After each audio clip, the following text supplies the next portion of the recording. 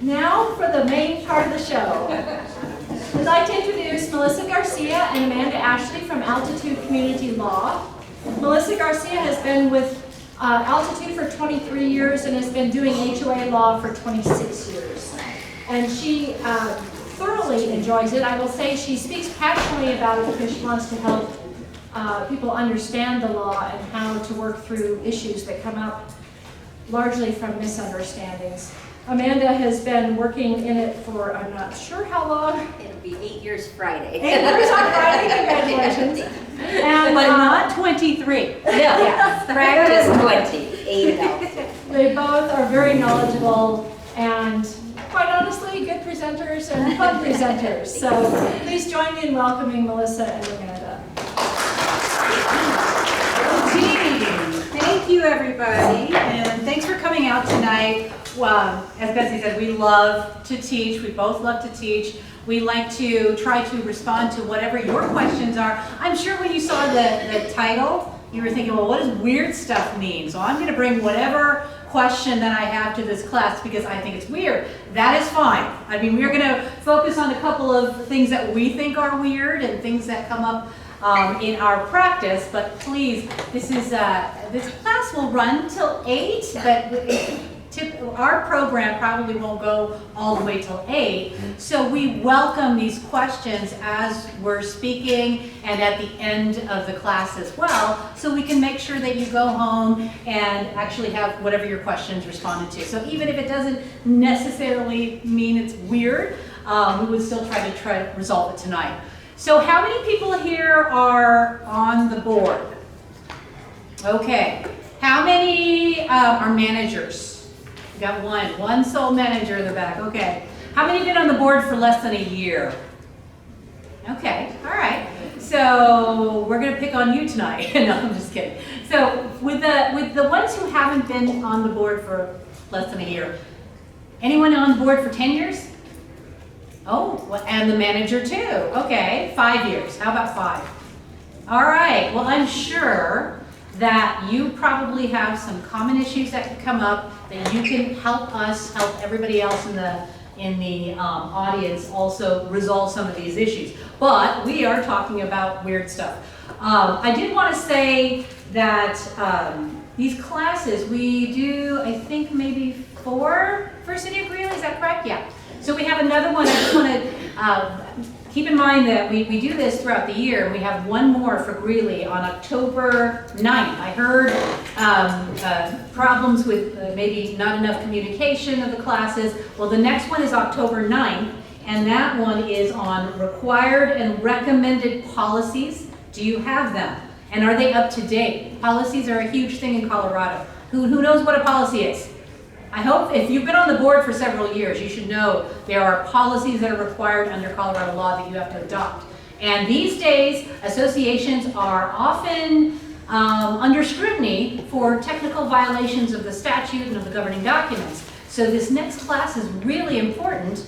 Unfortunately, it's a really litigious society today, and if you're a board member and don't know the law, or if you have documents that don't reflect the law and you're not following the law, that's going to come back to bite you. So that's going to be a really important class, so please come back on October 9th for that class. Also, I wanted to discuss, we have classes that we provide, 3 classes I think a month for our law firm as well, Altitude Community Law. So if you get on the last slide on your presentation is our website address. There's so much information on our website that discusses all our educational pieces. We have a ton of webinars on enforcement, on collections, on amending the documents, on insurance, on maintenance, on everything. So please use our resources and use our website, and consider attending some of our webinars. The ones at noon are free.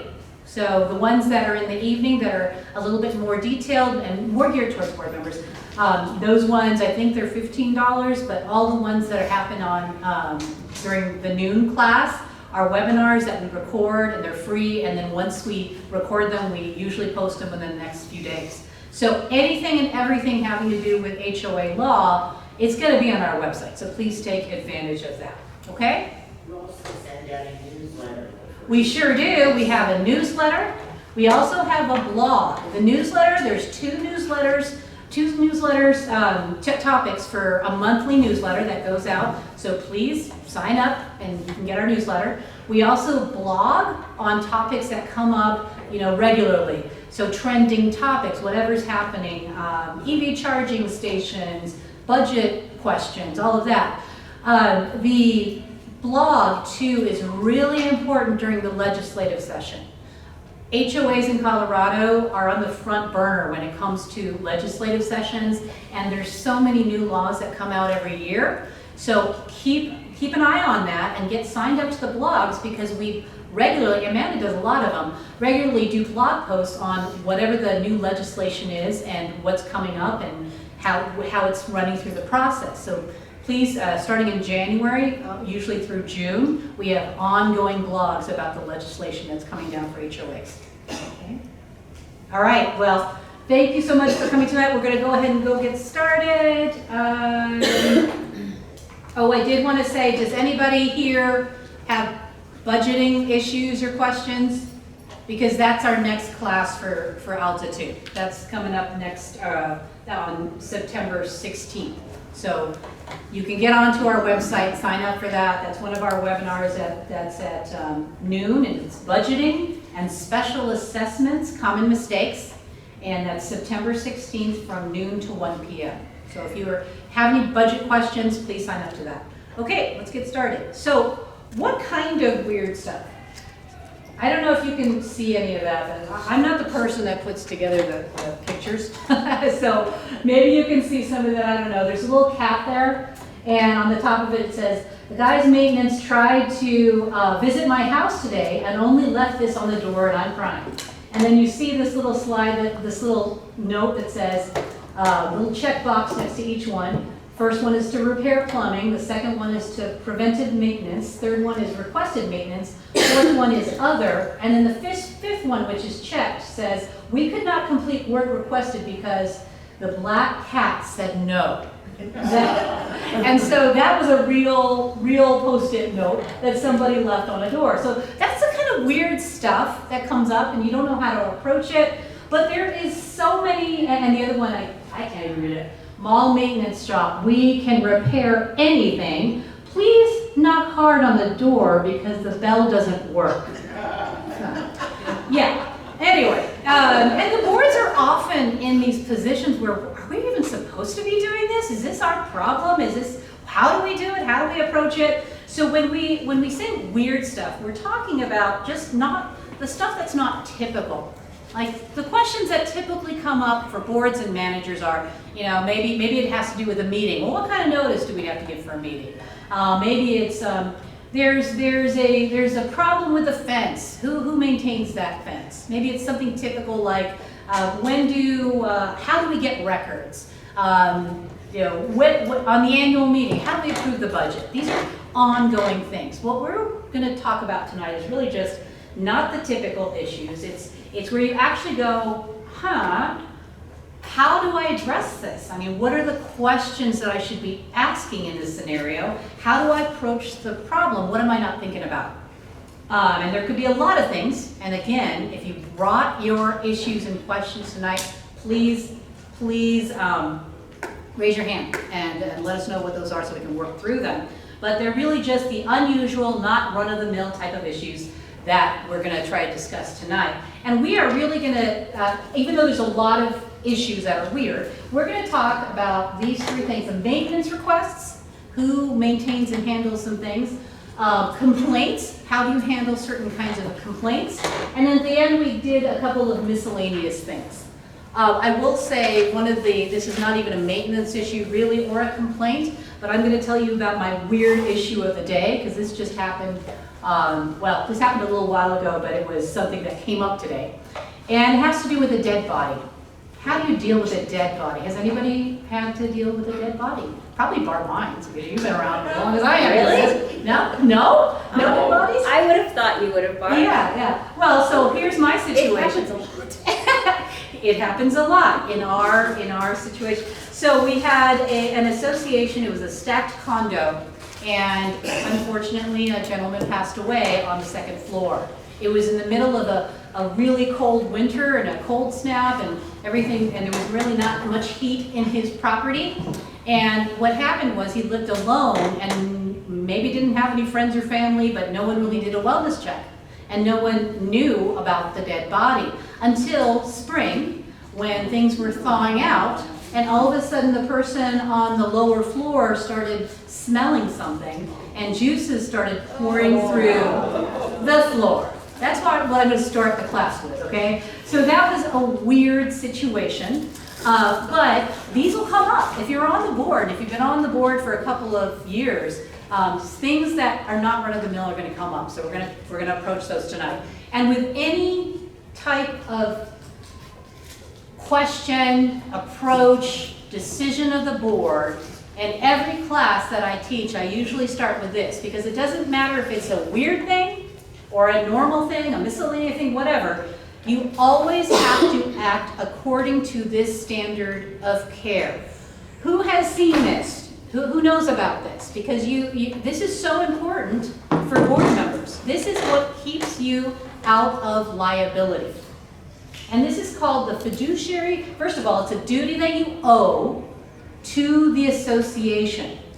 Does anybody know what a fiduciary is? Can you kind of give me an idea? Anyone? No? What was that? I can hear some chatter. It's financial and Financial, sort of. It's a position of trust.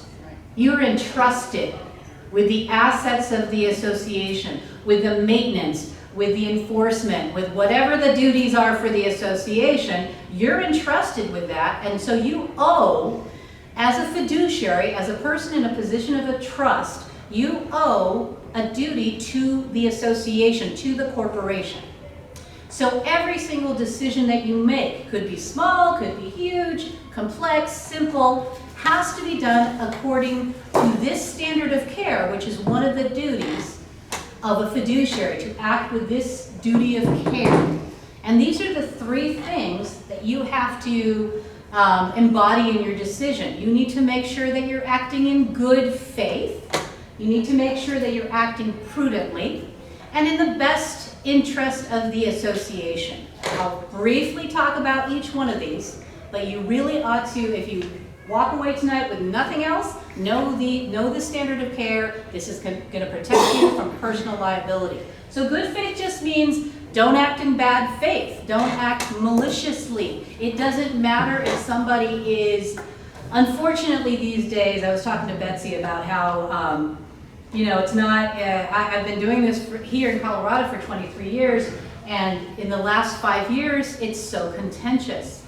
And I have never seen as many disputes as I see today, as many dysfunctional associations and lots of fights, lots of quick anger, quick tempers, and not much resolution. And I think that a lot of this has to do with, maybe it's the state of the world or the country, and people know that, hey, the HOA, I have a platform. I can now kind of say what I need, and sometimes that means that you as a board member or as a manager are faced with nastiness or faced with someone challenging every single decision that you make, or just being mean or not impatient, all of that. And so you could have somebody that's coming to your board meeting, every single board meeting, and they are challenging you and telling you you're not doing a good job and questioning everything. And that's going to develop sort of conditioned behavior by you. You're not going to want to listen to them. They're badgering you.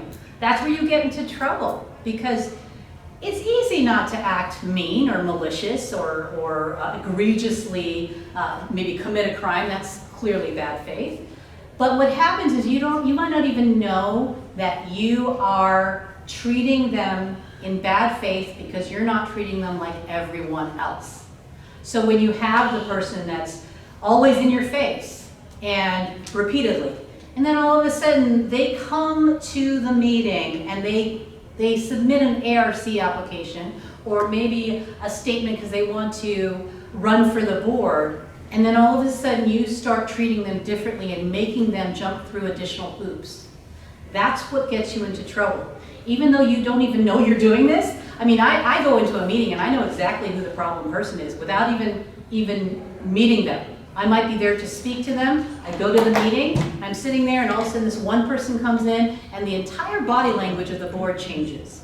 And so I know they don't even know that they might burn themselves because they might be treating them differently. So that's the often the bad faith is not even intended, but just unknowingly treating somebody differently. And that they will take notes and they'll say, look, you're enforcing this against me and not those other 10 people. Or I submitted an application and everyone else was able to move forward, but you asked me to fill out 3 other forms. That's bad faith, and that will get you into trouble. Now, prudently means ask a lot of questions, especially when it comes to money, anything that hits the pocket. If you're going to levy a special assessment, has anybody had to do that lately or in the process? Okay, special assessments are a huge deal right now, and you better be doing them correctly because, again, the courts are scrutinizing every single step. But anything that hits the pocket, those are the decisions that are challenged and scrutinized. So you need to make sure that you're doing them correctly. So if you don't know what the requirements are, if you don't know what the process is, if you don't know if approval is required, then ask your attorney. Make sure your attorney is giving you the opinion and letting you know that this is the process prior to you actually doing it. So ask a lot of questions. Or if you don't know whether or not you're supposed to maintain a fence or you're supposed to fix a leak in the unit. If you're not sure, don't just do it. Find out first so you can make sure that you're acting prudently. And then finally, in the best interest of the association. What that means is you don't act for you. When you get on the board, you take off your homeowner hat. It's not about what you want. Even though your own interests might align with the association, you are required to act according to the association, the corporation's best interest. And that doesn't mean, like I said, that doesn't mean it might be in line with you, but let's say you can't pay a special assessment, but you know a special assessment is needed. You still have to vote in favor of that special assessment because it's needed for the association. If you ask the homeowners at the annual meeting, does anybody want to raise dues next year? What's everybody going to say? Hell no, no way. That's not really bad language, is it? I don't know. I'm like being recorded, sorry. The councilman said it, so that's why I said it. Okay, so they're going to say no, right? So you're not acting in the best interest of the homeowners because none of them want you to raise the dues. You know you still have to raise the dues because you have to pay your bills. So there's a situation where 95% of the people in the community might say no to that decision, but you still have to say yes, we have to raise the dues. Also, don't cave to the loudest person or the most, the one that badgers and comes or the most dynamic person. Don't try to do that because that means you're acting in their best interest and that might not align with the association. Same with the nicest person. Mrs. Smith comes in every day, and this is a real example. Mrs. Smith comes in every day. She's a registered nurse. She works at night. She can't stand the wind chimes. She hates the wind chimes. Can we please do something about the wind chimes? And she's the nicest, most supportive homeowner ever. So the board wants to help her. So they adopt a rule against wind chimes. And like I said, this is, many of you probably heard this story, but this is a real story. They adopt a rule against wind chimes. They want to help this lady. And at the annual meeting, they had the largest attendance ever in that community because probably a good 30% had wind chimes. And they didn't even think to conduct some due diligence and determine whether this is a good rule that helped everyone versus just one person because they were trying to be nice. So there's a lot of ways that you could be acting in the best interest of someone else and not the association and not even know it. The last example I'll give is acting self-preferential treatment. Now, board members I know don't go in there, hopefully they don't, saying I'm going to do this just for me and I know that's a bad thing. But whenever there's any potential evidence or it looks like or smells like preferential treatment, that's what people are going to think. your decisions are scrutinized as board members. So if you, for example, are, and this is another real example, if you are about to do a painting project within the association, 6 buildings, you're in building 2, and you're about to sell your unit, and lo and behold, building number 2 gets painted first. Everybody's gonna say, oh, well, that's for the board member, they did it for them. Well, why wouldn't building number 2 be okay to be painted first? What are some other reasons? It might be in the worst condition. It might be in the worst condition. In this particular case, it was the first building that you see when you drive in the community. And so that's why they painted it first. It had nothing to do with a board member. But if it looks or smells like that, you know, that's unfortunately what's going to be considered a problem in self-preferential treatment. So this is what you need to do with every decision. Act in good faith, prudently, best interest of the association, and then you want to paper trail that. Now, the reason why this is so important is if you act according to this standard of care, then you will be protected from personal liability. That's called the business judgment rule. And even if your decision is wrong, the courts are not going to hold you personally liable because they know that it's hard enough to get people to serve on the board. I mean, you're not being paid to be on the board. You have other things that you're doing. It's a volunteer position. So when you get on there and then all of a sudden you're sued for actions taken on behalf of the association, no one's going to serve if you get held liable for that when you're trying your best. So that's why you, as long as you show that you tried to fulfill those 3 steps, which is not very hard, you will be protected from personal liability. That is Colorado law. That's called the business judgment rule, which means you have the right to make good business decisions according to that standard. Now, how do you want to paper trail that? You want to rely on some experts. Let's say you're not sure how to do the special assessment. Again, ask your attorney to provide an opinion. Let's say you're not sure if this particular roof is correct or whatever, then rely on your contractor. Have them put something in writing.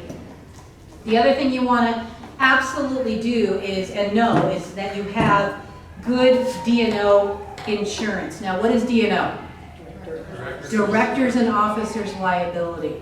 I mean, I know I'm spending a lot of time on these slides, but this is so important for all board members to know this going into the HOA business here and doing your decisions. But D&O insurance is directors and officers liability insurance. You absolutely have to have that. And what's weird is Colorado law does not require it.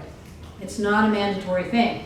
And most of the documents, the governing documents, they often say you're supposed to have D&O, but it's usually, I mean, oftentimes I'll see it's discretionary. You may get it. But all it takes is one lawsuit, even if it's frivolous, you're still going to have to defend it. You're still going to have to pay attorneys to defend it. So you want to have this insurance to make sure that that's what's going to trigger and pay for that defense versus whatever's in the association's coffers.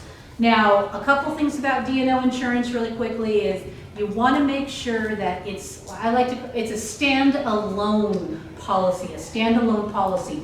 You don't want D&O coverage under the general liability policy. So there's a general liability policy that covers injuries and liability that occurs on the property.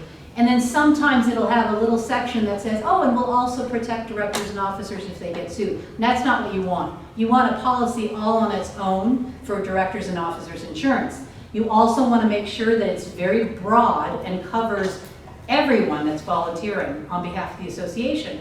I've seen some policies say they cover the directors only. Well, what about the officers? What about the committee members? What about other volunteers? Architectural review committee members, they could get sued. And in fact, they do get sued individually for decisions they make. So you want them covered too. You also want to make sure that you have coverage for what's called, in general, non-monetary claims. Non-monetary claims. Things like breach of fiduciary duty, negligence. The reason why you want non-monetary claims to be covered is because most of the lawsuits against individual board members is not for money. And if you have a policy that says it's just triggered For a money claim, it's not going to trigger. Most of the claims against boards, they don't want the money, they want a decision to be overturned. So that's the kind of insurance you want that'll cover those kinds of non-monetary claims. Finally, amounts for D&O, I'd say 2 million is a pretty good amount for today. 10 years ago, maybe $1 million. Today, probably 2 million. I don't really know what the costs are, but you definitely want to have this coverage in place just to be safe that, again, if you get individually sued. Now, the last thing on here, indemnification, that works in conjunction with D&O. So indemnification means defend. And what I'm saying here is you want to make sure that in your bylaws, in your documents, in your bylaws, there's a mandatory indemnification provision, which says the association shall indemnify the directors, officers, volunteers. Otherwise, you could have a great D&O policy, but let's say somebody sues a board member individually, just one board member, and none of the other board members like this board member, and they don't want to file a claim. This requires the association to defend the board member, whether it's through using D&O insurance or out-of-pocket expenses. You absolutely has to say mandatory, not discretionary. Now, of course, D&O insurance and indemnification is going to only be triggered if the board member acts according to that standard of care, in good faith, prudently, and in the best interests of the association. If you follow those standards, then you will be protected by the law. You will also hopefully be able to trigger your D&O insurance as well as your indemnification.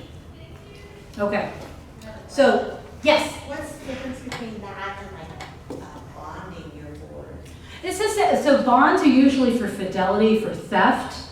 So bonding the board is often, if a board member is handling money, like let's say you're a self-managed board and you don't have a management company handling the money, then the bonds is a type of insurance, a type of coverage that will cover the missing money, for example.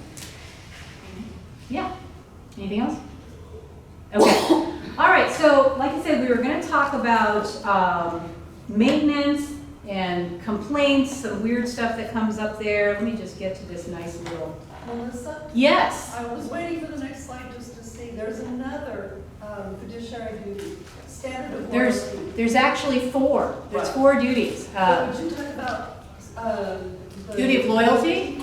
Just for a minute, what is it? Sure, the conflict of interest and all that. So there are 4 duties that you have to comply with when you're on the board. That's the most important one, the one I discussed before, which is duty of care. But the other 3 are duty of obedience, which just means follow your governing documents. Duty of loyalty, which is what Barb wants me to talk about, which is essentially you have a loyalty to the association, which means that you can't enter into certain transactions that are going to be to the detriment of the association. And where it really comes up is conflict of interest. Conflict of interest means that if there's a conflict of interest, that means that a director is entering into a conflicting interest transaction that's to the detriment of the association if certain things aren't disclosed. So a conflicting interest transaction is a transaction where money, where a board member enters into a contract with the association that will compensate the board member, or compensate the board member's spouse, or compensate the board member's company. There's some kind of benefit, financial benefit that's coming to the board member or someone related to that board member. If that's the case, it's a conflict of interest. So for an example, it would be any board member that owned a landscaping company and they wanted the association to hire the landscaping company. That's a conflict, because if the association hires the landscaping company, wouldn't be fair to the other ones bidding to it, or even fair to the association just to hire them because they're a board member. But that's a conflict because money goes to that director.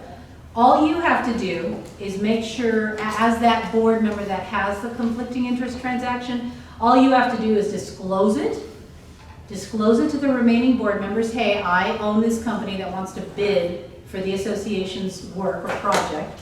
And then the remaining directors, a majority, must vote in favor of that particular transaction because it's still a great contract, for example. You're not precluded from entering into the contract. It's just something that the optics are bad if they're hiring a board member's company.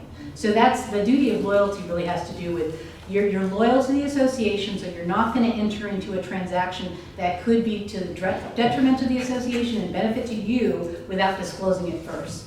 And you must have we talked about policies earlier, you must have a conflict of interest policy. That's one of the 9 required. So the conflict of interest policies essentially says everything that I just discussed, which is if there's a conflict, then you have to disclose. You should recuse yourself from voting, and the remaining board members can still approve the contract. Yeah. So would also this include if there's a board vote and the majority wins, those who lose the vote still need to support it as a part of duty of loyalty? And that's not necessarily a duty of loyalty. That's just that is a duty of care. Actually, you do that's in general fiduciary duty. That's a great point because there could be a lot of contentious decisions, but ultimately you vet whatever the proposed transaction is, and then you vote, and the majority passes the project. So once that happens, if you are circumventing that and trying to take it down, you're breaching your fiduciary duty, and that could get you into trouble. Because once the decision is made, you have a duty to support it. Doesn't mean you have to say that this is the best thing in the world, but you have a duty not to try to sabotage it. That could get you into trouble, and guess what? If you try to sabotage it and if something happens and the lawsuit is filed and D&O is triggered, they're gonna say, not for you, because you did this. You sabotaged the association's decision. You provided information and leaked information you weren't supposed to. Whatever it is, just be careful. Thank you. Okay, so we're going to talk about maintenance. Word on the street is you need help with your mouse infestation. So the maintenance issues that we're going to talk about tonight, here's some examples. And I think it's you now. Yeah. Okay, so Amanda's coming up.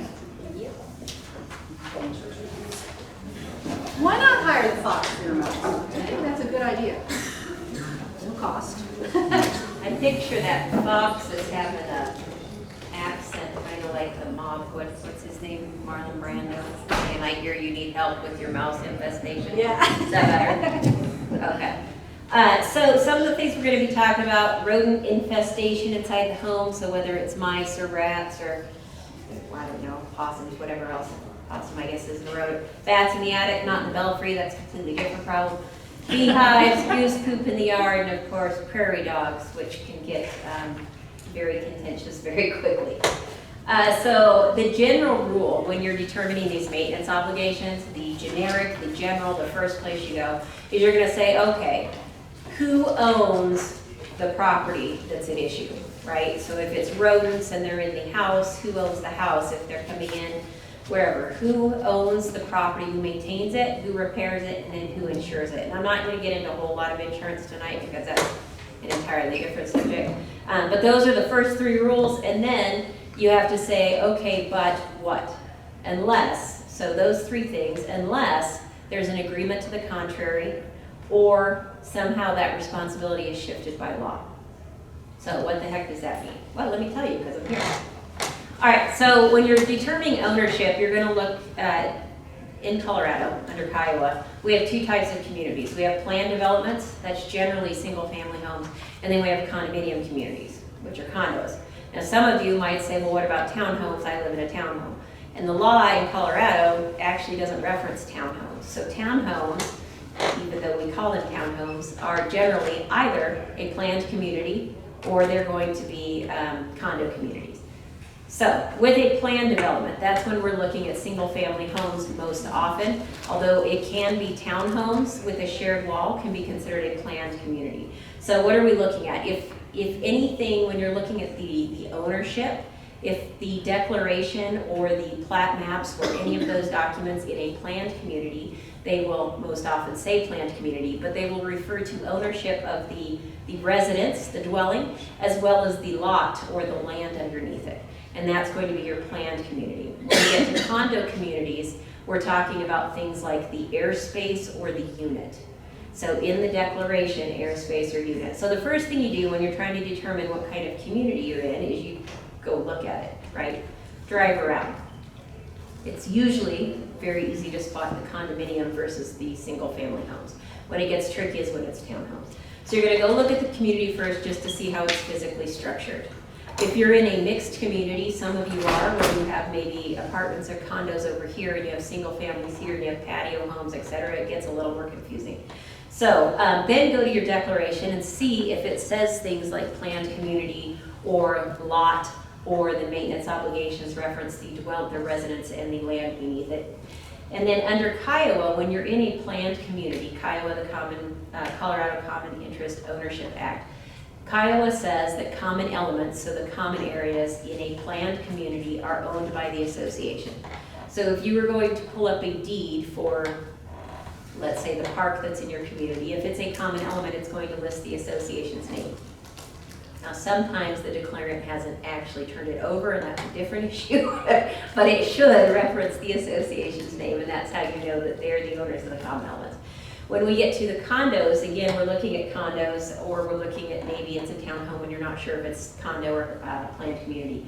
The condo, the declaration, and the governing documents are going to speak to things like airspace or unit airspace or the boundaries of the unit. If it does that, you're most likely in a condo community. Check these things in the declaration, because every once in a while we'll see a declaration that has a word in it that might be a condominium, but instead the entire declaration has been set up because they set it up as a planned community, or maybe the condominium part never was developed, and so it became a single family community. So these are the words we're looking for. Now, with common element ownership in a condominium community, the common elements, so each unit owner is responsible for their unit, that airspace within the unit. That's what they own. But they also jointly, with all the other owners in the community, own the common area, the common elements in a condo community. So like if you're in one of the condo communities where you walk inside and then take the stairs or elevator up to your unit, when you walk in those doors, the building exterior, all of those are common areas, common elements. Those are going to be owned by the owners in joint tenancy. That does not mean that the owners get to say, well, we're going to control that area. Colorado law says no, that the association still maintains and controls that area and has authority to make rules and regulations, etc. So even though you own it as a joint tenancy, as a condominium owner, really that's going to shift to the association, okay? So if you are a pre-Kiowa, so July 1 of 1992, if you are a pre-Kiowa condo community, your declarations might be a little murky. Quite frankly, most declarations are a little murky, okay? But particularly if you're post-Kiowa, so if your community was created July 1 of 92 forward and you're a condominium community, Kiowa, the law states what is considered common elements, what is considered limited common elements, what the owners are responsible for, and it usually says something like the unfinished surfaces in for your unit, right? So what's an unfinished surface? I don't know, let's say the paint in, right? But if you're a pre-Kiowa community, if you were created in, let's say, 87, your declaration isn't going to necessarily have anything like that, and the law doesn't define it very well for you. So you might have to go further and get a legal analysis or a legal opinion on it. You might even, in some cases, if your documents are vague, need to, and I would recommend you do this with an attorney, it doesn't have to be me, that you go through and create some type of resolution so that interpreting those documents so that you know moving forward and your community knows, okay, it's murky here. Our legal opinion says this part is definitely owner, this part is definitely association, and then you do a resolution or a maintenance and indemnity chart or something like that that defines that for everyone. Otherwise, that question's going to come up again and again, and in 10 years you're going to be paying me for the same opinion that you got now. Okay? All right, so sorry, can't remember things. So when we're talking about, remember I said that the rule is to look at who maintains, owns, repairs, insures, but that some things can shift it to the contrary, like an agreement. So what constitutes an agreement? An agreement can certainly be a contract between two parties that shifts responsibility. We'll see that a lot if you're in a metro district or if you have a master association and a sub-association, which Melissa's going to speak to later. You might have agreements in there that are recorded that say, even though your association owns this tract of land, that the metro district's going to maintain it, or the sub-association maintains it, or whatever. But in your declaration, which is also an agreement, when you buy into an association in Colorado, you're buying it pursuant to these governing documents. So your declaration, which is the same thing as your covenants, conditions, restrictions, right? They're interchangeable terms. That's going to set forth maintenance responsibilities, and that's really considered an agreement between the association and the owner. Not everybody always agrees to it, but it is an agreement between the parties, okay? So you're going to look to your declaration to see what it says about maintenance responsibility. You're going to look for, on your plat maps a lot of times, or your condominium map, it might have notes about who is responsible for what. The notes are incredibly difficult to read because they're in like 0.5 font, but they can be in there, so you'll want to check that. And then sometimes the law can shift maintenance responsibility. So let me give you some samples, some examples. So let's say you're in a single family patio home community and your association, even though you own the lot, your association maintains your yard for you. That would be an agreement that would shift the normal responsibility where the owner owns and maintains the property to the association owning and maintaining it. Let's say though it's a common element and the association says, okay owner, I agree we're in a condo complex and they don't have to let you have solar on the roof because it's their roof, but let's say they go, you know what, you can have solar on your townhome condo roof. And so then you sign an agreement that says, even though I know it's their property, I'm going to sign an agreement that now makes me responsible for the stuff I put up there for the improvement. That can shift responsibility of the maintenance, right? Because you're shifting it back to yourself.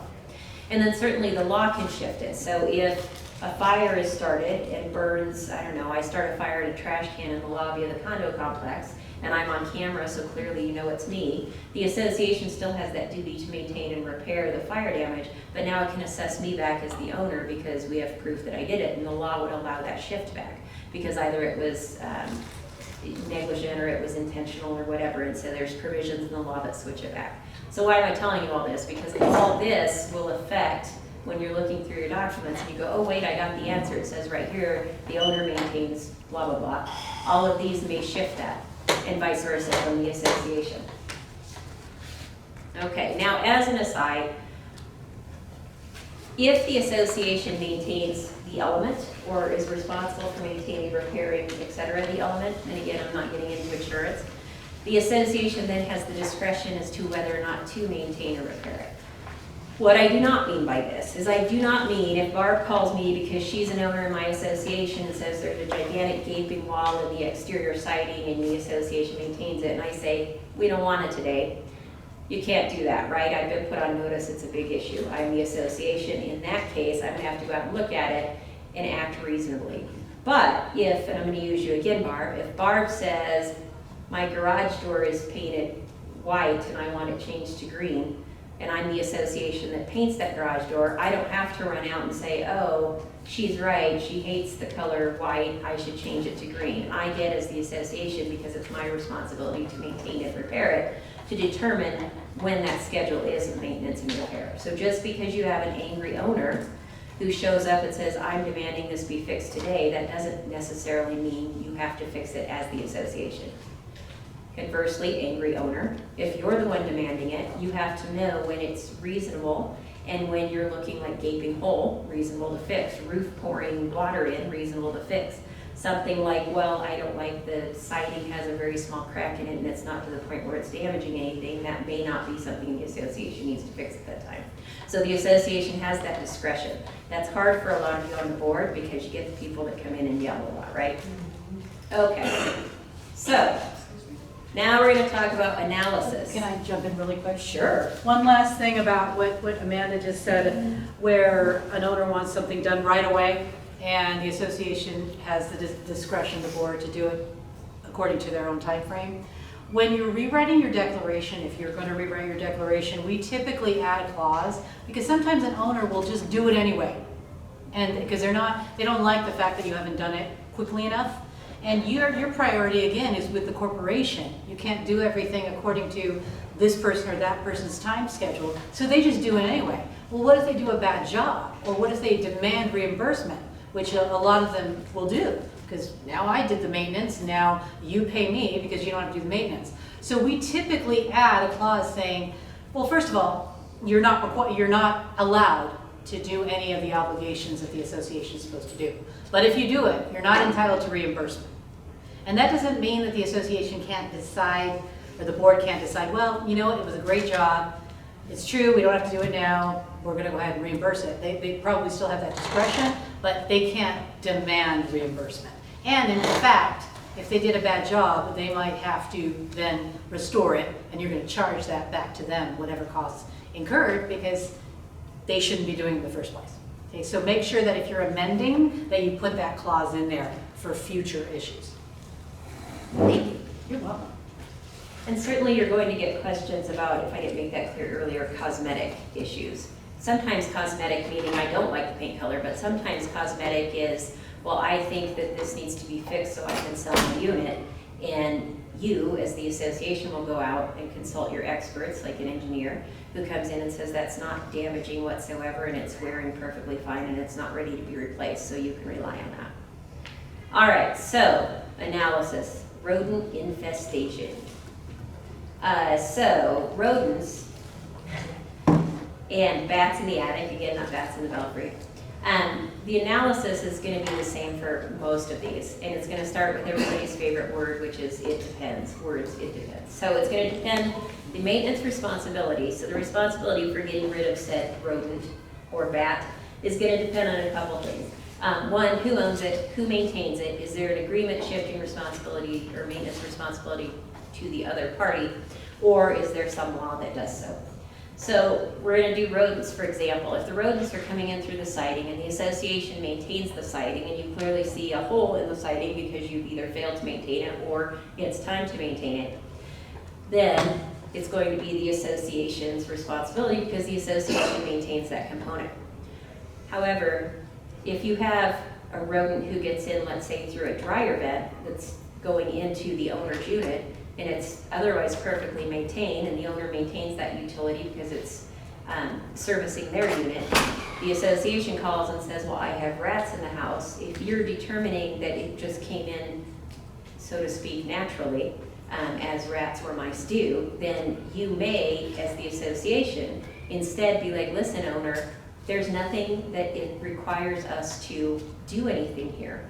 There's no component to maintain or repair.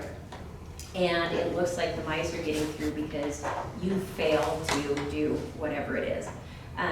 Now, if you're in, let's say, a close-knit community and somebody has an infestation of mice or bed bugs or whatever it may be, you're going to want to take a look because the association, even though the association is responsible for the exterior and the homeowner is responsible for the interior, right? We might have to jump to a different issue, which is, do we have something like, is someone's place such that it's attracting rodents or mice or bed bugs, or there is an infestation? Because one mouse, you might be able to say the mouse got in through the dryer vent and it's now in the interior, and that's the owner's problem. But if you have a whole bunch of mice, you're going to have a much larger problem, and it's going to start getting into all the walls, etc., that you maintain, right? That you, the association, maintain. So you're going to take a look at things like that. Bats are another one. Bats can collapse their rib cage, right? To go down, they can go completely flat and climb in. Like, it's pretty fascinating how they can do that. I know, right? So it's the little facts that make it. Yeah, so bats, you might have one bat that just slipped in. You left the door open, the bat came into the interior. The owner called and says, I think I have bats. It turns out it's one bat because they like to leave the door open at night and they don't have any type of screen on it, right? That's probably going to be the owner's problem. On the other hand, if you have bats who are coming into an area that you maintain, or you have bats within the walls of the condo unit, or you have bats living up that came in through the roof because the association owns it or maintains the roof even though the owner owns it, then that's going to shift that responsibility to the association. So it depends on where are they getting in from. If they're getting in, who maintains or repairs that? So who owns it, then who maintains and repairs it? And then, is there an agreement that shifts it otherwise? Roof, that might shift the responsibility of the association. Coming in through a hole in the door that I'm responsible for maintaining, that might be my problem.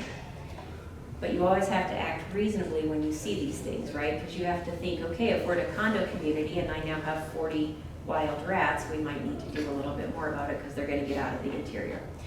Now, if you're following the law, and I didn't know this because I thought bats, I couldn't come up with the word, and I said, well, coven, because that seemed to work for me for bats, but it's actually a cauldron of bats. If you get a bunch of bats together, or a colony, and if they're wild rats, they're called a mischief, but if it's regular rats, then it's just a swarm or a pack. All right, so let's go on to analysis. And beehives. Only if you have some, no, I'm just kidding. I have one piece. Yeah. Okay, so the other thing that I wanted to bring up on that issue is, what if you don't know what's happening, where it's coming from, and they say one thing and you don't know, and you're not sure that you exactly trust this person who says it's coming from here, so it's your responsibility, do something about it. Remember when we were talking about making prudent decisions? Here's one of those situations where you need to ask questions. So then, like Amanda says, you have to investigate if you're not sure where the source of the problem is. Now, who pays for that investigation? That's going to depend. If it's something in your documents that says, hopefully, this is what we usually put in our documents, that any kind of expense incurred by the association that somehow is benefiting or relating to one unit, that cost is going to be charged back to the owner. So if the owner has conducted their own investigation, they give you a report and they say, here's my contractor says the bats or rodents or whatever are coming from this. You can rely on that, or you can hire your own and have them take a look at it and rely on your own report because it might be completely different. But the issue is that you have to show that you conducted due diligence, and if you can shift these costs back to the homeowner because it ends up being their problem, you should have that language in your documents. So that's a big deal. The other thing too is we were talking about, I had no idea, it's a cauldron of bats. She's just doing this because Halloween's coming up, so she's coming up with all these Halloween terms. Doing it because I entertain myself Yeah, while I'm putting these together. Okay, yeah, I know. That's the real. That's really true. But I was going to say that the whole attic thing, this is going back to Amanda's discussion about ownership, and typically it's the person who owns the attic, for example, that maintains it, but the declaration might say otherwise. Well, the attic is a weird place because you don't necessarily know if it's part of that condo unit or part of the common elements. And so it doesn't a lot of documents don't say that, don't say very clearly the attics are part of the common elements. So if there are bats, if there's a cauldron of bats in the attic, you got to figure out who maintains that attic. And if it's not clearly stated in the declaration, you need to look at your condo map, because sometimes the condo map will give you some more additional information, and it'll maybe say it's a common element or a limited common element. You got to dig deeper. Don't just assume that because the owner is the only one that can access the attic, it's the owner's problem. It might not be. It might be a common element that's the association's problem. So do a little bit of due diligence, ask those questions to be prudent. Now, some of you are thinking, I don't want to pay somebody to come out and tell me where this is happening because it's expensive. Or you don't want to pay for a legal opinion because it's expensive. And I'm going to tell you, it is going to cost you far more to go through a lawsuit when you're either sued or have to go after somebody else because they're saying you should have fixed this and now it's an issue and I can't sell my home. It's going to cost you much, much more, you got to trust me on this, thousands of dollars more than it would to just hire the expert to get it done. I know you want to hear it, but it's true. All right, moving on to beehives, not the hairstyle. So beehives, analysis, very similarly, where is it, who maintains it, and does it require removal? So the first step is where is it? Now most beehives are outside, hopefully. So the question is who maintains it? If it's hanging from a tree somewhere, that on common elements, that might be the association. If it's under the eave of a roof, that potentially could be the owner, or it could also be the association if you're the association that maintains the roofing, right? So where is it? And then again, who's responsible for maintaining it? Then you have discretion, again, to determine whether or not it's something that needs to be maintained. So we're not talking about like a sighting issue here, we're just talking about common pests in the community, or if they're honeybees, maybe not so pesky, and they come in and they're building their little hive, and you think, okay, association, gigantic hive, we should definitely remove that. But what if it's one of those little hives, right? So maybe the association says, well, it's this hive, it's in the corner of the eaves, it's not bothering anybody, we don't need to do anything about it right now. And there's nothing wrong with that decision. Here's the cautionary tale. What you have to be careful of is, for example, with bee stings, right? If I call you as the owner and you opt to, this is a little dance party, and you opt to, we're talking about wild rats, that was the prior slide.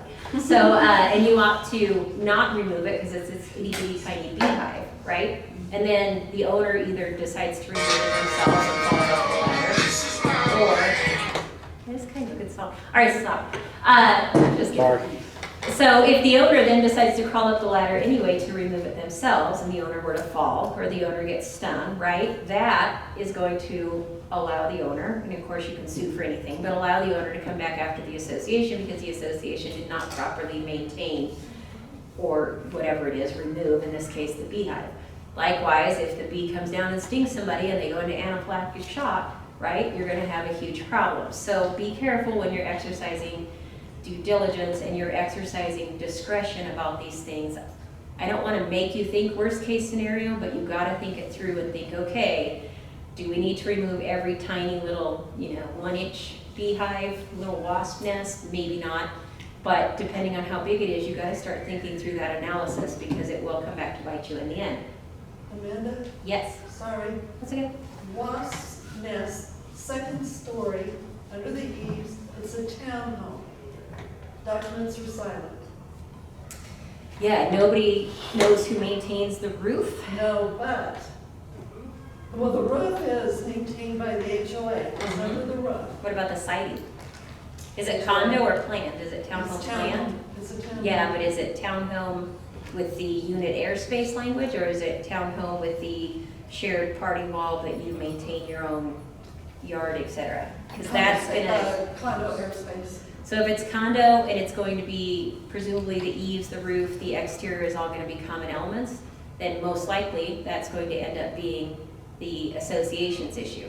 Thank And you. again, pre-post highway issues, right? Okay, Thank you. so yes, you're welcome. I'm gonna answer that. We're really busy here. So then the other thing is goose poop. We get a lot of questions about goose poop. I don't know if you know the comedian Ron White, but he calls them the Canadian terrorists because he says they could fly and don't, instead just walk across in front of you with their beady little eyes. So with goose poop, where is it happening? Who maintains that area?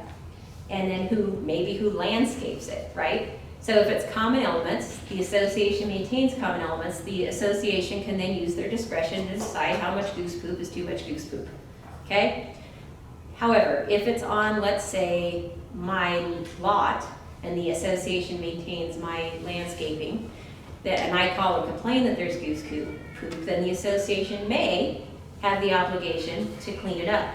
And here's why I say may. First of all, if it's absolutely clear that it's the association maintaining it, then the association again gets to use its discretion as to how cautious it wants to be and when it wants to come clean up the goose poop. But with geese or with any type of lawn sometimes, when you go through your documents, it might say the association maintains or the association landscapes, but it might then say, but the owner has the obligation to keep the area clean and free of debris. If that's what it says, then the association gets to say, you gotta clean up the goose poop in your own yard, right? Because that's keeping it clean. It would be reasonable for the association to say that. So you have to look for those very wiggle words that are going to shift the obligation. All right, now here's the last thing I'm gonna tell you before I turn it over to Melissa. A gaggle of geese, okay, if they're on the ground. But if they're in the air, it can be a wedge, a team, or a skein. But flock is an acceptable generic term. Are you doing prairie dogs next? I'm just doing one slide on prairie dogs. So Prairie anybody dogs having are issues a with prairie dogs? Cow tree. Oh, yeah. It's a cowdery. A what? A cowdery. A cowdery. Cowdery. I'm learning a lot tonight about terms and Never gaggles will. and cauldrons. I just wanted to talk about prairie dogs because this seems to be an issue in Colorado. And there have been news stories lately about prairie dogs and association responsibilities. It's the same kind of analysis as the analysis that Amanda conducted on the other things, the beehives or whatever. You got to figure out, well, if there's a prairie dog issue, and they can be destructive, they can eat gardens, they can do all this stuff.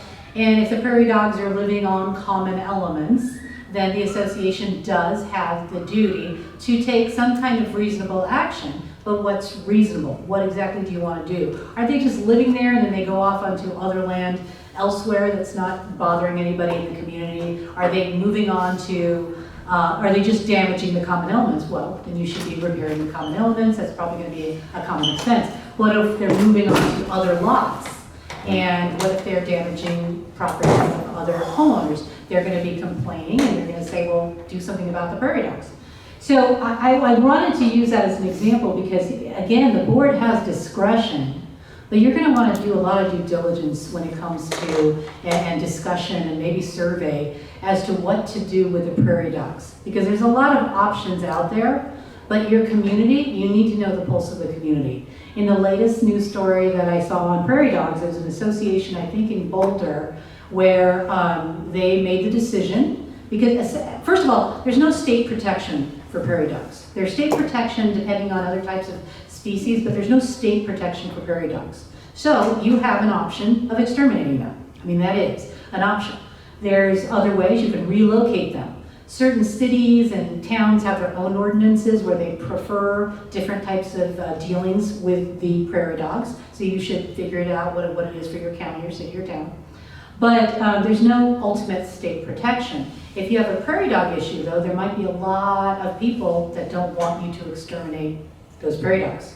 And in this latest story, the association made the decision after contacting, prairie groups that could assist with their options, that they were going to relocate. They were going to spend the money to relocate the prairie dogs in a way that they wouldn't come back. So it's not like they're killing them or gassing them or putting up barriers. They were just going to relocate them.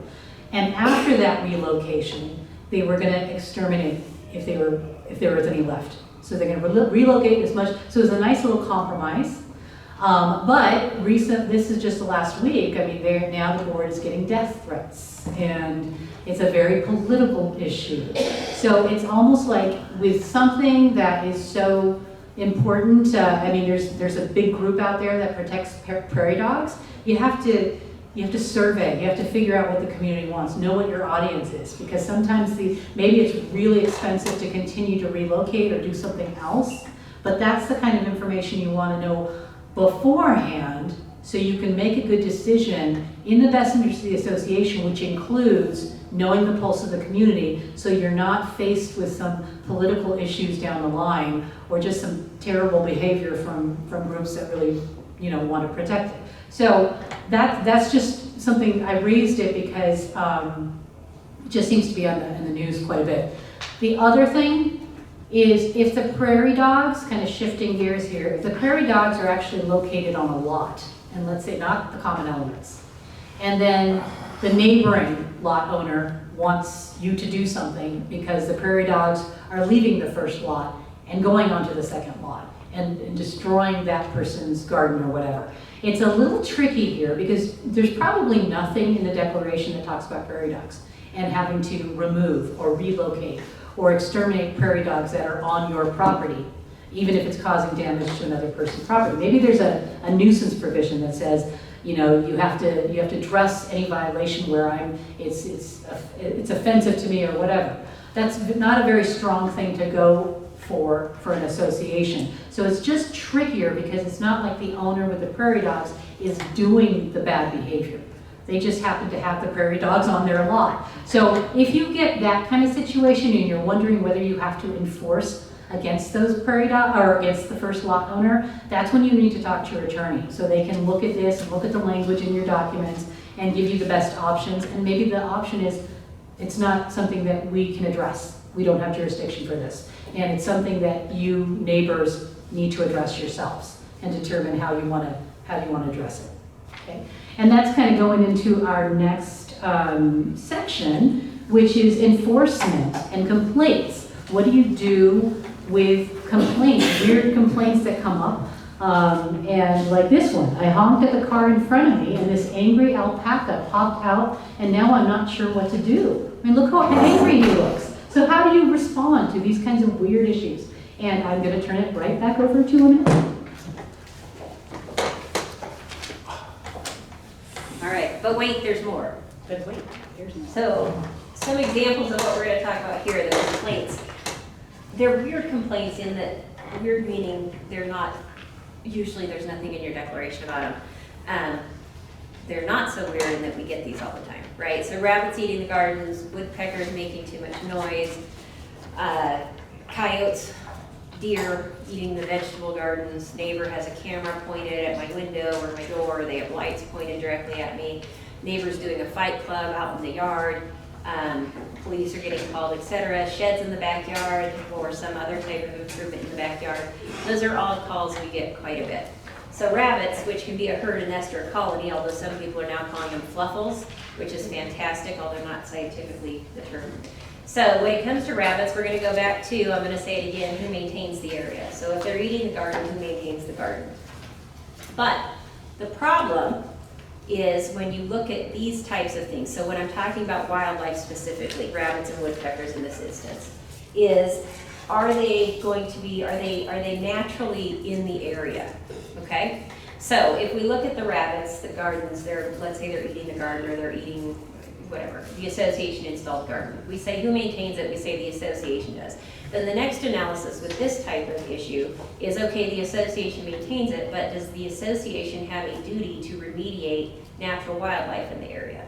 So if you're living somewhere out on the plains, for example, in a new development, or even around here, quite frankly, you're going to have tons of, let's say, rabbits, okay? So it's not necessarily reasonable for an association to try to wipe out an entire, what did I say, they were a herd of rabbits. You're probably not going to do it. I mean, there's a reason we say bunnies breed a lot, right? So, so then you have to ferret out the owner's complaint. Is the owner saying the association needs to remove all rabbits? Or is the owner saying, well, we just want you to do something about this area? So assuming that the association, first of all, investigates and this damage is occurring, don't forget that part. Secondly, it's the association that maintains it.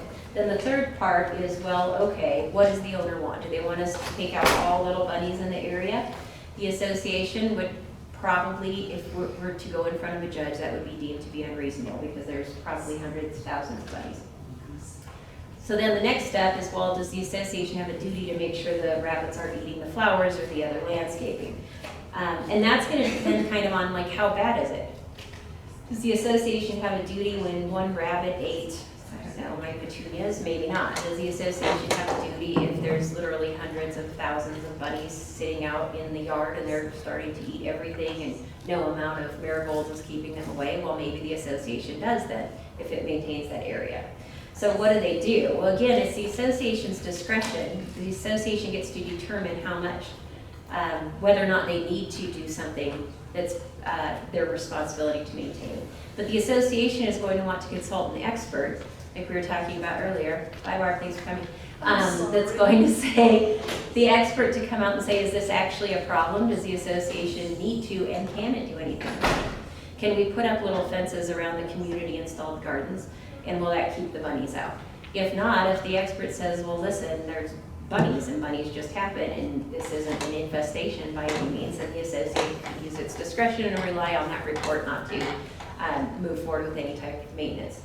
Woodpeckers, which is a descent, a drumming, or a gatling or flock, by the way, it's reasonable for the association, if somebody complains about woodpeckers making noise in the tree, it's reasonable for the association to say, we're not going to take down every tree in the neighborhood just so you don't hear a woodpecker. But it's also reasonable for the association to consult an arborist and say, okay, well, we don't just have one woodpecker. We have woodpeckers that are not only drilling into the trees, but now they're drilling into the siding, and we maintain the siding, and we want to know what to do because that is going to become a problem.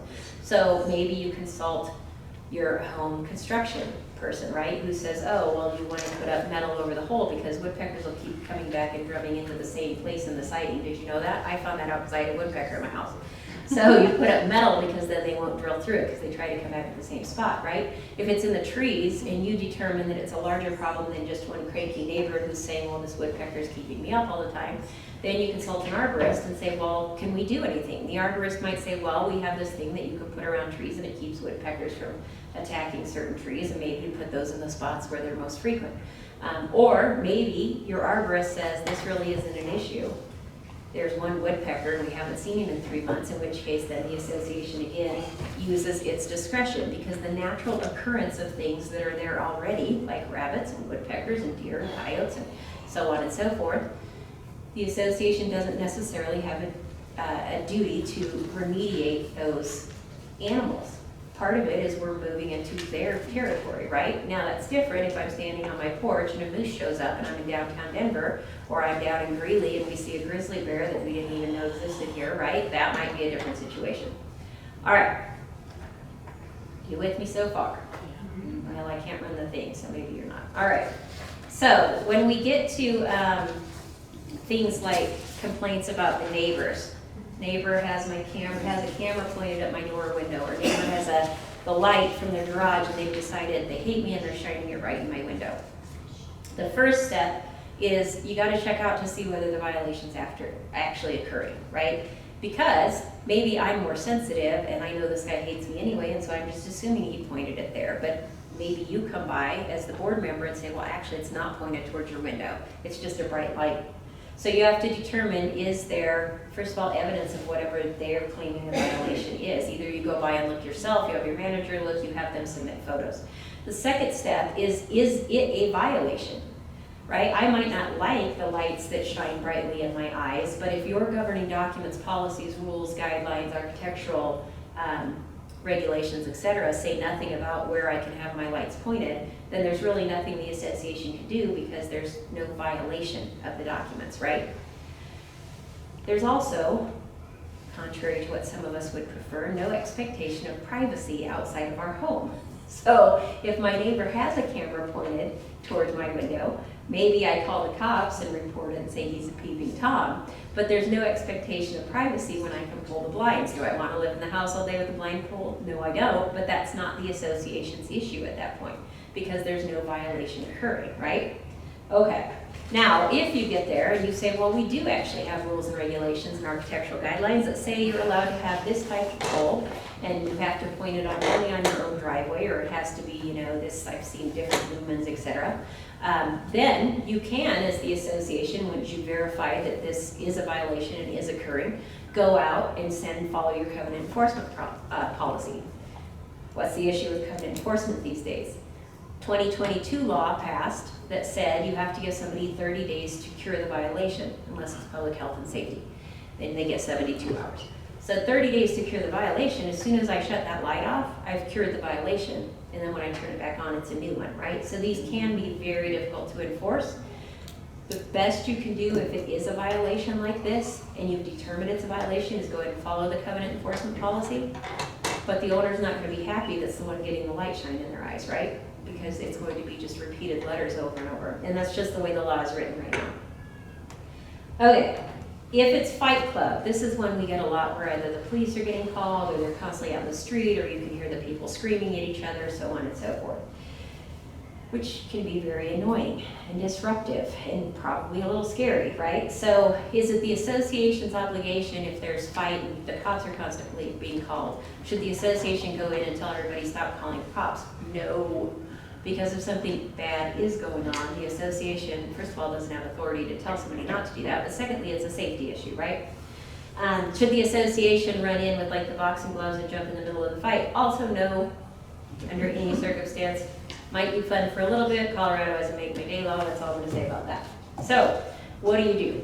Depending on where the fight's occurring, if the fight's occurring on common elements, then, and the association has a rule or regulation about nuisance on the common elements, then maybe you can again follow that covenant enforcement policy. Although, once they walk off the thing and stop fighting, it's cured, right? Maybe the association calls the police when they're fighting on elements that the association maintains or controls. But if it's two people fighting in the privacy of their home, and the neighbor's complaining, the association doesn't necessarily have authority to break that up whatsoever, right? And it might be a nuisance, but nuisance can be really hard to prove. So what do? Maybe you follow your covenant enforcement policy if you believe it's a violation because you've determined the violation is occurring. But maybe also if it's a neighbor-to-neighbor dispute, two people fighting because they hate each other and my dog's bigger than your dog and he barks more, then maybe those owners have to resolve it themselves because the association does not have authority to get in the middle of that. Your governing documents, you'll want to check because some of your governing documents will talk about mediating, like it says alternative dispute resolution. And it generally applies only to the board and owners, but every once in a while I see one that says that alternative dispute resolution can be engaged in when it's an owner-to-owner dispute, in which case then usually we amend the documents and kind of clean up that language, right? But in the event that's in there, then you might have the obligation as a board to hear something about the dispute, but again, absent that, it's not really your authority. That doesn't mean you can't call the cops, but it's not your authority to go in and like fine somebody if they're, for example, fighting the privacy of their own home if there's no violation occurring. All right, and when it comes to, I mentioned sheds on the first slide. It's not just sheds. We've been getting a lot of these lately too. Have you been getting a lot of these complaints? So we'll get, somebody puts up a shed and the neighbor doesn't like it because it's too high or it's not in the right place or it's not painted the right color or it's ugly or it's, whatever, any number of things. Or their kids are playing in it. And so then the neighbor calls the association and says, well, the neighbor put up a shed, right? The guy next to me put up a shed. That's not necessarily an automatic violation, right? So you again go back to that analysis, which is the violation occurring? So one, is there evidence that there actually is a shed or whatever the improvement is? Two, is it prevented by the documents? Do our documents say no sheds whatsoever, no improvements on anyone's lot? Or does it say something like owner can install sheds after ARC approval? If it says that, then the next step is, did they get the approval? If they got the approval and the shed is built to the specifications that they put in the application that the board approved, and the shed is in the location where the board approved it or the ARC approved it, then it's fine, and the neighbor might not like it. And that's really going to be difficult for you as a volunteer board member to listen to that all the time, because they're not going to understand that you can't do anything about it. But as far as the person who installed the shed, they've done it legally and correctly and in compliance with the governing documents. Conversely, if sheds are prohibited regardless in the documents, or they didn't obtain ARC approval, or they obtained it, but when you approved it or your architectural committee approved it, it was supposed to be this size, this shape, this color, and located here, and it turns out it's now 20 feet larger and it's located over here, well then, you can go through again your covenant enforcement policy and start seeking compliance. And so that's something you can enforce. Certainly, if they're building something on your common elements that the association maintains, then the association can choose a couple things. If somebody comes to you, assuming it's not completely prohibited, and says, I know the association maintains my roof, but I want to put solar panels up there, or I want to put a shed in the yard that my association maintains, and your documents allow them to do that with approval, then the association can say, okay, we will let you do that, even though we know it's in common elements, but you as the association are going to want them to sign an agreement, like we were talking about earlier, that shifts responsibility. So if I say I want to put a shed on my lawn or solar panels on my roof or any place that the association maintains, the association can say no, or they can say, depending on what it is, or they can say you can do that, but you have to sign this agreement, which is recorded against the property. It's recorded in the county records, so that if I sell, the next person doesn't come along and say, association, you have to maintain this. And so you have that agreement that then in the documents, even though it says common element maintained by association or yard maintained by association, we have an agreement now that has shifted that responsibility back over to the owner who installed it. Okay, haven't talked you to sleep. That's what I was trying to, I wasn't trying to do that. All right, here's Melissa. You don't have any more terms? What's a number of sheds together? A number A gaggle of sheds? No, a gaggle, gaggle is other things like geese. A group of humans is called an annoyance, but sometimes a team, I did that. All right, one last thing about the shed in the yard. This applies to any kind of construction violation. If something has been up for more than a year, or when you knew or should have known about it as a board, you no longer have the right to enforce against it. So even though something says no sheds, and then somebody builds a shed anyway, and it sits there for a year and you do nothing, meaning you have to actually file a lawsuit within a year of when you knew or should have known about that shed. And if you didn't do that, then the courts are not going to allow you to remove that shed, because they don't want you to sit on your rights when it comes to construction violations.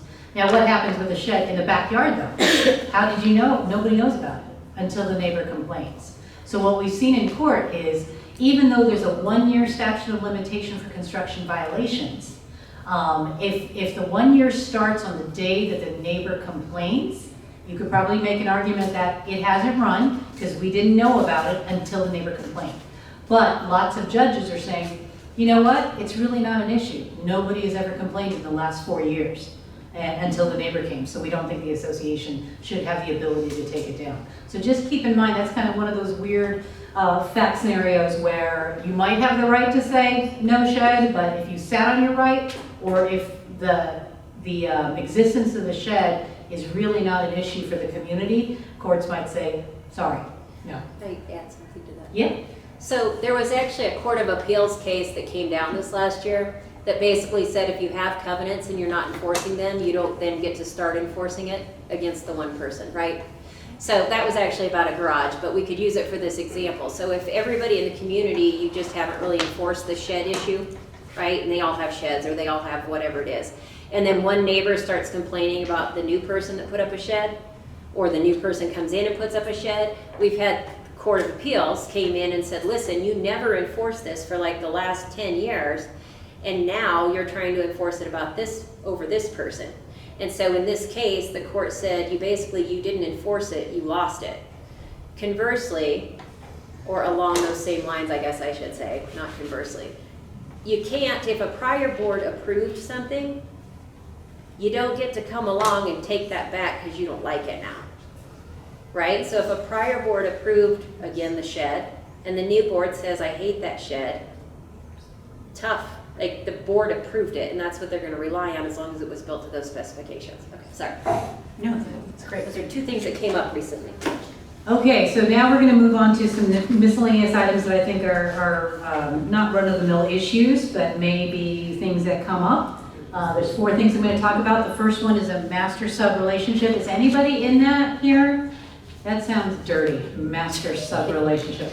So master association is the big association that takes care of the entire community with a lot of sub-communities in it, right? And so there's several associations all together in communities.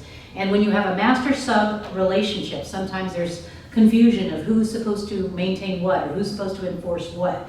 And if you have 2 separate associations that have the same provision, and the lot is subject to both declarations, that they both have the same provision, who has the obligation to enforce? Well, both associations have the obligation. You have a duty to enforce what's in your covenants. So just keep that in mind, that if there's a covenant that you don't like and you're not enforcing it, you're exposed to liability. So if it says no sheds and you're not enforcing the no shed prohibition, or no dogs, or no whatever, then you might be exposing yourself to liability because you have a duty to enforce. And in those cases, amend that sucker out. Don't keep that in there, or you could be exposed. That's one of the biggest claims against boards today, is failure to enforce. So you need to get rid of that if it's in there.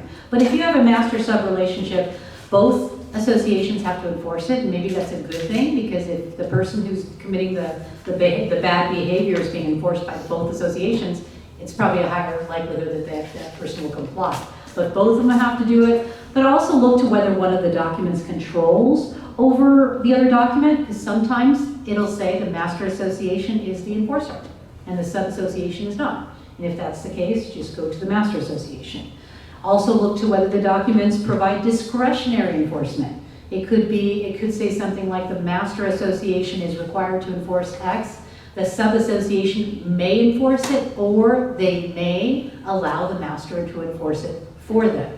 So you got to look into the devil's in the details in the documents And you gotta look at that to determine who really has that duty to enforce when there's a master-son relationship. And also, if there's any kind of inconsistency, you know, I'm sorry, one thing I forgot to tell you. On the sheets, there's 2 duplicate slides. If you were wondering why we didn't talk about them, those were errors. So there's 2 slides, we're skipping right to the next complaint section, okay? Or, sorry, miscellaneous. So just just cross those slides out. The other thing is, actually I'll talk about that in terms of the city relationship, but clarification in a resolution. If there's anything that you're unsure about, and particularly if there's 2 associations that are fighting over something, or if you're not sure about something and you want to resolve it, courts will allow boards to adopt reasonable interpretations of ambiguous language. That's law. So if you have something that says, you know, we have to enforce against commercial vehicles. Well, what's a commercial vehicle? Is that a cement truck? Is that a Cadillac with a little Mary Kay sticker? What is it? You can, if nobody knows, you have the right as a board to interpret that. And courts are going to defer to your reasonable interpretation. The only problem with an interpretation is any future board, unlike somebody approving something and a future board wanting to turn it over, like Amanda was mentioning, a future board can overturn your interpretation. So if you want something to stick, if you want, for example, if it says you can have a reasonable number of household pets, you as a board can say reasonable number means 2 per unit. Household pet means dog, cat, chicken, whatever. You can do that, and courts are going to defer to it. But any future board can overturn that. So if you want it to stick, you have to amend the covenants to say what that number is. And it should say only 2 pets per unit, for example. And that way only homeowners can overturn that interpretation. But the same thing with these kinds of ambiguous approaches or not knowing where the unit boundaries are and all of that, you have the right to clarify that through a resolution.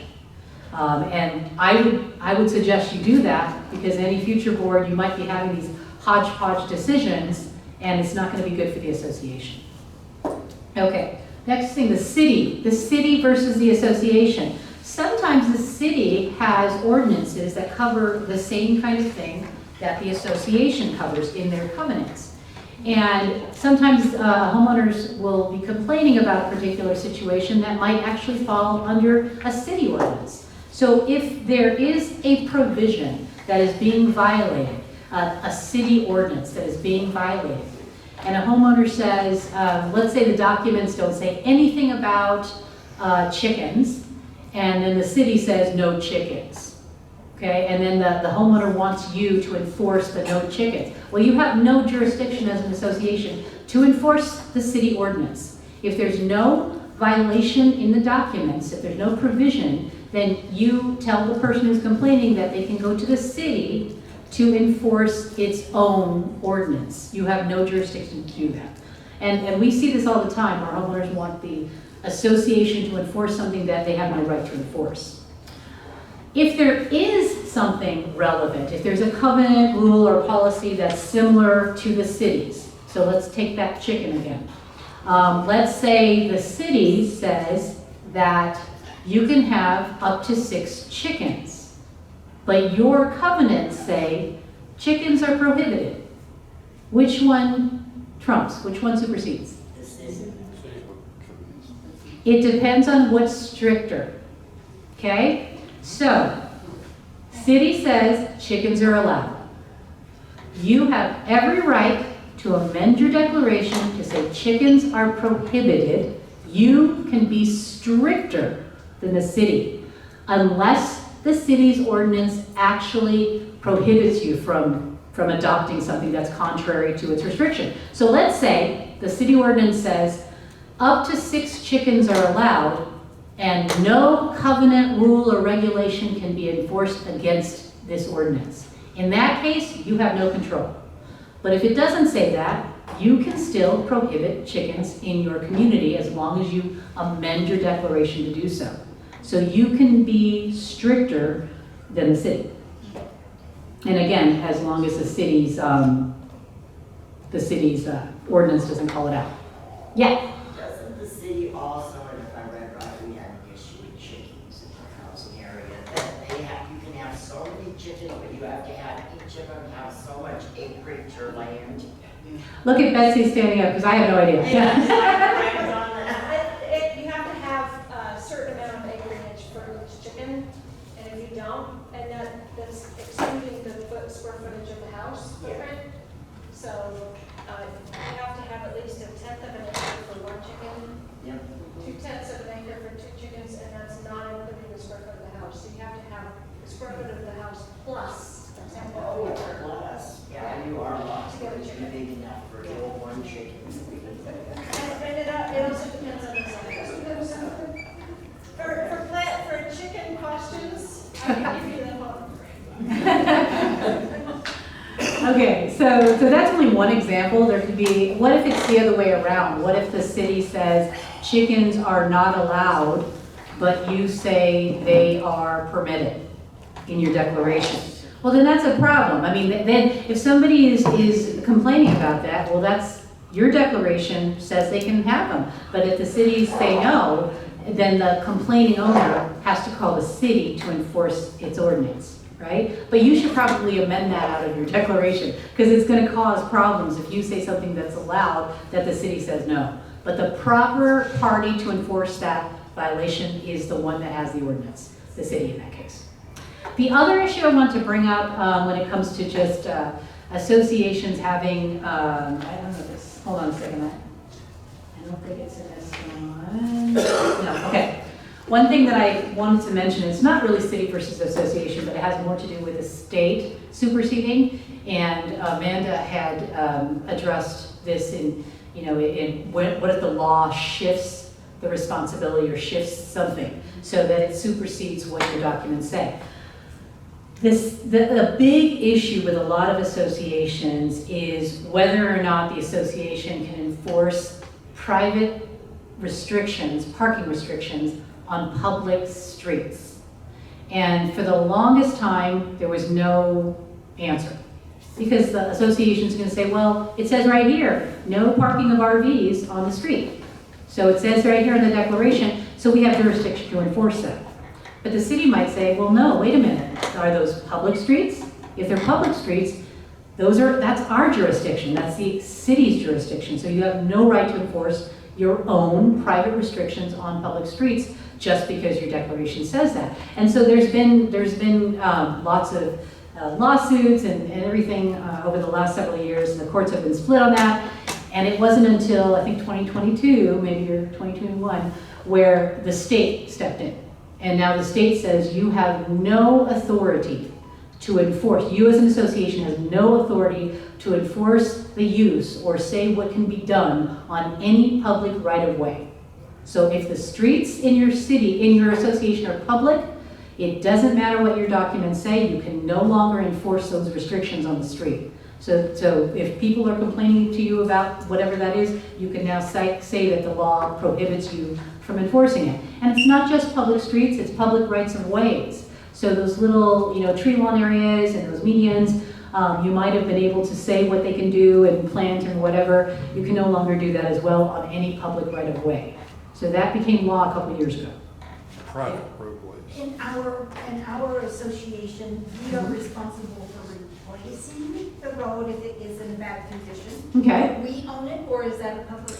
So that's a great question. The question is, we're required as an association to maintain or replace that street, right? To repave it. Does that mean we own it? Not necessarily. You have to determine who the ownership is over that street. Because we have situations where a common area or area property owned by the city is still required to be maintained by the association. I mean, that's not just streets. We've had some areas associations where there's a public park and the association is required to maintain it. It really is dependent on how it's set up as a community. Look at the declaration, look at the map. Get a title company or go online to the website, and it'll show who owns that property. So if it's public, then you have no right to enforce it. And this gentleman here talked about, what about private streets? Does anybody have private roads? Roadway and private parking. Right, private roads, private parking, right? So if it's a private street or road or private driveway, then the law does not touch that. You still have the authority to enforce to regulate what they can do or not do on that road, and to go after them if they're violating your parking restrictions. But that's only if it's a private road, which means the association does own it, and you've determined that the association owns it. Yeah. I have a question. If it is a public road in your community, Mhm. does that also include parking? Does the association have authority of who can park there and who cannot? So is the area that you're talking about, is it public, where they're parking? It's in our community and It could be in your community, but it could be a we public have- space. Okay, we understand that our road is public. Yeah. How about the parking spaces there that are on to the side that? Some of them are public and some of them are part of the community's common area. You have to determine. Yeah, I've seen both. I've seen both. Yeah, so you just have to determine who owns the property. And if it turns out that those parking spaces are actually common area owned by the association, you can still regulate it. I see. Okay. So you would go to that in your covenants or whatever? Yeah, or you can usually go onto the assessor's website and click on the property and it'll show the ownership, but if you're not sure, you can, speak to your management company or speak to our office and we can figure it out for you. Great, thank you. Right in I back. have one question. We Yeah. have a lot of homeowners. Are sidewalks the streets or the city of Greeley's? When homeowner is responsible for the sidewalks to replace them? For maintaining, same thing as the street, yeah. Oftentimes the sidewalks, unless they're the walks that go through the community, oftentimes the sidewalks that are next to the street, that's public property. And you're still required to maintain it, but you as an association can't say what they can do or not do on that sidewalk. An example, trash cans. If you say trash cans must be off of the sidewalk and that sidewalk is a public right of way, can't do it anymore. So that's what the law says now. So trash cans and parking restrictions on, private parking restrictions on public streets, no longer enforceable. All right. Anything else? Okay, let me move on. Next one, has this happened to anybody where there's something disruptive that's coming up that's next to your community? I mean, this happened with, there's a lot of new growth in Greeley, there's a lot of new growth in a lot of places up north, up here in northern Colorado. And so what happens, you can use this as an example, something disruptive that's going on next door, or it could just be something that's outside of the community that's affecting the homeowners that live on the outside of the community. Is that your problem? Is that the association's problem? And it's really going to depend. I mean, there's probably going to be language in the documents that says that there's probably not something that says you cannot build something outside in an area that's not even part of the community. It has no jurisdiction over that area. So there's probably not going to be an actual covenant that says you can't build X next door, But there might be something that says that you have the right to act in the general welfare of the association. So if something that everybody hates, maybe a new Walmart is going up or a chicken farm or whatever is going up next door, and a lot of people don't like it because it's going to either increase the traffic or cause some negative thing to happen to your community, and the homeowners that are on the outside are really going to be affected. Is that an association problem? Probably not, because it's not within the community and it's only affecting part of the community. But you really need to do some due diligence when it comes to that. You need to figure out who is really being harmed. Is it just the homeowners that are on the outside, or is it the entire community? Is this going to cause other kind of traffic disruption? Are people going to be going into the community and using the public streets? So figure out who's really being harmed. And if it's just a small number of homeowners, it's not an association issue. If it's enough, then you've got to think about things like, well, what's it going to cost for us to object to this? What kind of fees are we going to pay to the attorney to go to all the hearings and try to stop the development? What kind of costs and time and effort is going to be spent? Is that in the best interest of the association? Are the homeowners going to object to their common expense assessments being used for just this small group of people, or just the outside lots? So a lot of discussion has to happen, maybe surveys with the homeowners. And again, you can use this kind of example, anything that is outside of the community that might have an impact to some people in the community, go through this analysis and paper trail it and ask questions and figure out the cost before you make your decision. And once you make your decision, as long as it's in good faith, prudently, and in the best interest of the association, it is going to be protected. But again, if it affects the pocket and you're going to spend a lot of money, you better make sure that the homeowners want you to do that. Okay, the last, I think this is the last, yeah, the last example I have are what I call the dueling disabilities. And of course, you can bring up all your own issues and questions and everything, and we can certainly discuss those as well, any kind of weird issues. But dueling disabilities, what I mean by that is, well, first of all, the Fair Housing Act, you should know about this. Who's heard of an emotional support animal? Okay, yeah, an emotional support chicken, emotional support miniature goat, whatever. So the Fair Housing Act, Amendments Act, requires associations to, well, first of all, it prohibits discrimination against certain categories of people, including people with disabilities. That's one of the discriminatory categories. So if you have a person who's disabled, for example, and what is the association's role in this? The Fair Housing Act is going to require the association to provide or grant a reasonable accommodation or a reasonable modification to a disabled person if that accommodation or modification will help them have an equal use of the community or their home. So the accommodation means that you're not going to enforce a particular rule against them. So for example, if there is a rule or a covenant in your documents that says no pets allowed, period. But then you have a blind person who needs to have a seeing eye dog. They need that seeing eye dog so they can have equal use of the community and their unit. So you as an association are required to grant that accommodation to the disabled person so they can have their pet that they need, the seeing eye dog, even if the documents say otherwise. That's your requirement. And just be really, if any of these issues come up, you need to talk to your attorney if you have any question about that. So what if I brought up the ESAs, the emotional support animals? How do you know somebody is disabled? If it's a blind person, it's an obvious disability, typically. So you give them the seeing eye dog. But what if somebody says, I have PTSD, or I have severe anxiety? Both of them are considered disabilities under the Fair Housing Act, but they're not obvious. You don't know. Somebody could just be saying that. So in those cases when the disability is not obvious, then you have the right to ask for documentation from a healthcare practitioner or somebody who can speak to this issue. And the documentation can say, has to say that they're disabled, so they have to fall under the disability definition, and that they need that pet or that animal to have equal use and enjoyment to the community. So just know that that's the association's role. First of all, determine whether it's an obvious disability, and if so, grant the accommodation, as long as there's some nexus between the request and the equal use and enjoyment. And then second, if it's not an obvious disability, then you have the ability to request documentation to support that.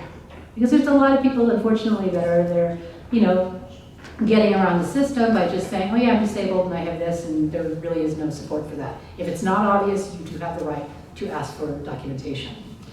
So that's the association's role.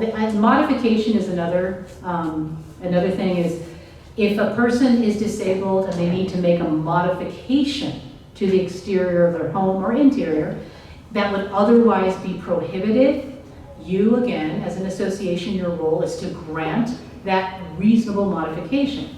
So for example, if you have a townhome community and somebody says, I want to build a wheelchair ramp.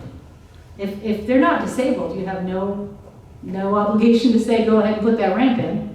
But if they are disabled, and it's probably an obvious disability if they have a wheelchair, then they need to access the front of their unit, so you're required to grant it to them. And the difference between the modification and the accommodation is, the accommodation usually doesn't cost any money. You're just deciding not to enforce against them. The modification costs money. You have to pay to install the ramp. So the person requesting the modification is the one who has to pay for it. But the weird thing is, if they leave or they no longer need the disability, then you can't force them to remove it. You can't tell them to take it out. If you want them to take it out after they leave, then you probably have to pay for it. And there's a little bit of logic to that, because if it's in an area where maybe somebody else is going to need that ramp or that railing or whatever, they want the association to keep it there unless they really don't need it, and then they push that cost onto the association. So the weird thing that comes up sometimes is dueling disabilities. And what happens if, for example, you are in a condo unit and you have, you need an ESA, you need an emotional support cat. Okay, and so they have clear documentation, I need this cat to help me with whatever, and everything's good, so you grant that accommodation. But what if next door we have somebody who has asthma, and that person is disabled, because that's considered a disability, severe asthma? Who supersedes? Who controls? Which of these rights do you have to enforce or help assist with? And honestly, there's really no clear answer at this point, but one thing I want to tell you, in one case, it's not applicable to us, but it's in another state, and one case they said, the judge said, whoever moved there first, that's the one that you need to follow, because they were there first and then the other ones came in. Logical, right? But that doesn't translate to all the other things. So what you have to do, and be sure to do, is show that you're opening a dialogue, that you're trying to figure out some way to accommodate both. Try to show that paper trail so that if there's any kind of issue that you didn't do what you were supposed to do as an association, you can point to the fact that, hey, we granted the accommodation because they needed the pet. We maybe provided some options of how the cat can only be in, these areas, or I don't know what it would be, but there's some kind of dialogue that you show, and then that's it. There's really nothing else you can do to pick which one. Maybe make sure the dialogue is occurring between them two so they can figure out, what it is. But talk to your attorney, because it could be that we might suggest that, well, because based on that one case, it's whoever moved in first. So, or it's who's the more sympathetic, either defendant or plaintiff. Because we did have a case where the association, it's not here in Colorado, in California, where there was a young boy with asthma, and then there was an issue with somebody smoking. And there was nothing that prohibited smoking. And so the association had no jurisdiction and nothing to enforce, but the court still found that the association should have done something, because this young boy has asthma and is dying because you didn't do something about the smoker. And there's no direct obligation to do so, but here's a situation where the court said you should have done something. So that's what we're trying to do, is do something. All right, I think that's it for me. Is that me? Yeah. Just the reminder, yeah. Yes. You can do that. Huh? Oh. We'll do it together. Kind of went over this one earlier. So it does depend, and I know people hate that, and lawyers say it all the time, it depends. But sometimes there's just not a right or wrong answer, especially when it comes to the board's discretion, right? So things to remember, certainly fiduciary duties that we talked about earlier, but also using your experts, and we touched on that a little bit, whether it's contractors or I think you mentioned arborists, your attorneys, engineers, etc. Now, is that going to keep you from getting sued? Of course not, because people sue for all kinds of things. However, what it does is when you use your experts, when you rely on these things, when you're following your fiduciary duty to the association, if you get sued and you go to court, then you have evidence that shows what you relied on. And so that will mitigate your liability as an individual board member, right? Because you did what you were supposed to, you relied on the expert's opinion as to the decisions you made. And so we found that then courts will either, if there is any association liability, it mitigates it, or quite frankly, may dismiss the case entirely because the association relied on the people that they were supposed to rely on to begin with. And then of course, be conservative, safe than sorry. There's two things that your takeaway should be from this one, which is be conservative and be transparent when it comes to things. That's what everybody's looking for, and that's what all this legislation is arising from, is transparency. So conservative, safe than sorry, better to be safe than sorry. It oftentimes will cost more money to do that, but it will save you in the end because, as I said, it's going to be significantly more expensive to defend the lawsuit. And the only other thing I have to tell you is that Melissa included a lot about chickens, just because. Chicken joke, okay. That's it. Questions, comments, Okay, concerns, well, emotional any weird outbursts? stuff that you brought tonight that you want us to answer? Yeah. On 4th of July, myself and another board member received texts from a homeowner stating that another homeowner was shooting fireworks off and it was going towards their house. They were worried about it catching on fire. And she was stating that we are to enforce a safe environment for our homeowners and for single family development. And So do you have a duty to enforce the firework thing, right? yeah. Is that it? Yeah. Yeah. Yeah, I mean, there's probably something in there. I don't think you have a duty to ensure that your community is safe, and you definitely don't want that to go out there. I mean, this is a big thing during COVID. All of a sudden, everybody was supposed to make sure everybody else was safe and healthy. If there's nothing in your documents that gives you the authority to enforce it, and not just nuisance, but if there's nothing that says no fireworks, and we have that in many documents that say, because of exactly this, they want the right to enforce it, so they put it in there, no fireworks. If that's the case, then you can enforce it. But if not, tell the complaining person to contact the city, or if they're doing it inappropriately, because there's some that are allowed under city ordinance and some that are not. So push them to the right enforcement part. Other questions? All right, thanks for having Thank us you, tonight. everybody. Thanks for coming. There's a lot